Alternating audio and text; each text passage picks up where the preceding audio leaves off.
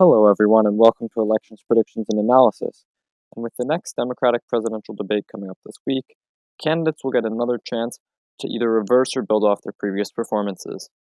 Today, let's discuss the 10 candidates debating on Wednesday, July 31st, both where they currently stand and how I believe they should and will attack this debate. First, Joe Biden.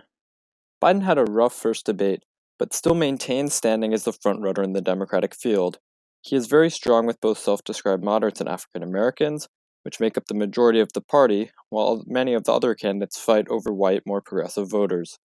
Although Harris has received some endorsements from congressional African Americans, Biden still clearly leads among voters in this category, especially appealing to older African Americans.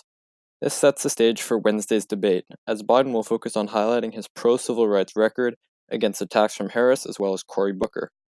The absence of more economically inclined and passive candidates, such as Warren and Sanders, will make this the major discussion of the second debate.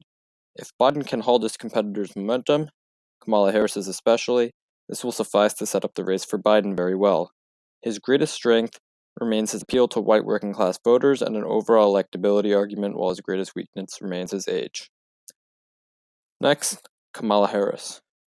After a stellar performance in the first debate, Kamala solidified her appeal among socially liberal voters, but where she stands economically remains to be the question. Recently, she has wavered on her past more economically progressive views, so she will need to make her positions clear to voters quickly. Kamala also will have to convince voters that she can defeat Donald Trump, especially if she takes progressive policy stances economically. Kamala will look to build off her first debate performance, most likely having to begin to withstand attacks on her record as a prosecutor.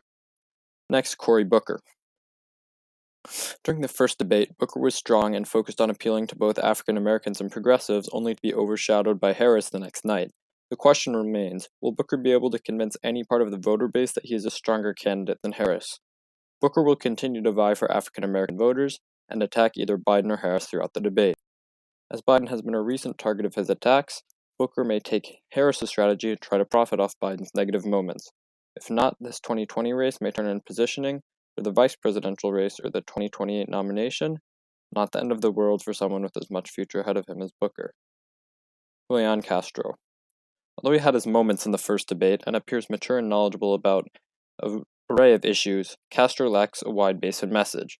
While he succeeds among Hispanic voters, polling second among them at 18%, and is strong in immigration, he has not developed wide appeal with the Democratic Party on other issues, while still being dogged by a lack of experience. Watch for Castro to play for the future by giving solid answers and only confronting others on issues he is comfortable and can win exchanges on. For Castro, the 2020 race is about the future. Next, Andrew Yang. The online sensation and donation machine was hyped up for the first debate, only to appear awkward and unprepared and fail to showcase his flagship idea of universal basic income to the viewers. Among a collection of candidates moving more and more to the left, Yang has the most radical and unique idea of them all. It was his first debate as a politician, so expect Yang to have learned some valuable lessons and have a better showing this time. The idea of universal basic income is catchy, and it benefits him to be speaking on a different night than Bernie and Warren. Yang still has potential to catch fire, especially with young and progressive voters. While he has an outside shot to break into the top 5 this cycle, Yang will focus on showcasing his ideas for the future, especially focus on universal basic income. With low name recognition even after the first debate, ranking 11th among all candidates in favorability percentage, Yang will have to focus on getting his name out there to more voters with the promise of $1,000 a month. Next, Tulsi Gabbard. Tulsi is another candidate who had a strong first debate, but not strong enough to sway anyone support her way.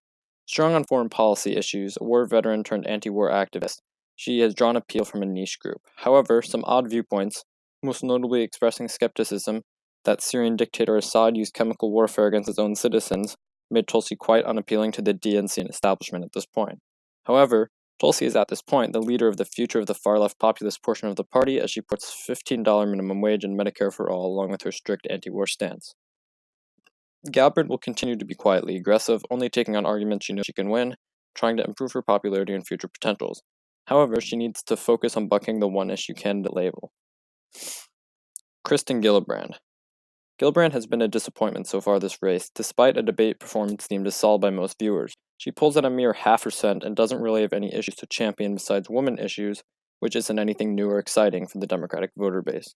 Because of her newly common leftist policy views, it's really hard to think of any reason a voter would choose her over all the other 19 candidates up on the stage.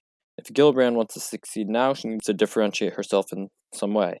If not, she is still young, and after rising through the Senate ranks, she could be a force to be reckoned with in 2028. Next, the field, which is composed of Michael Bennet, Bill de Blasio, and Jay Inslee.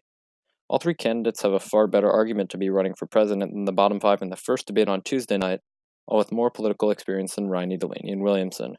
Although Bennett's future may lie more so in the legislative leadership, is a theme that a more moderate presidential candidate will aid down-ballot Democrats, while Inslee pushes climate change reforms and Bill de Blasio liberal issues. However, these candidates have a low chance for breaking out in the long term, hence why they're in this category. If you enjoyed this content, please make sure to like and subscribe, and be ready for post-debate analysis and reaction this week.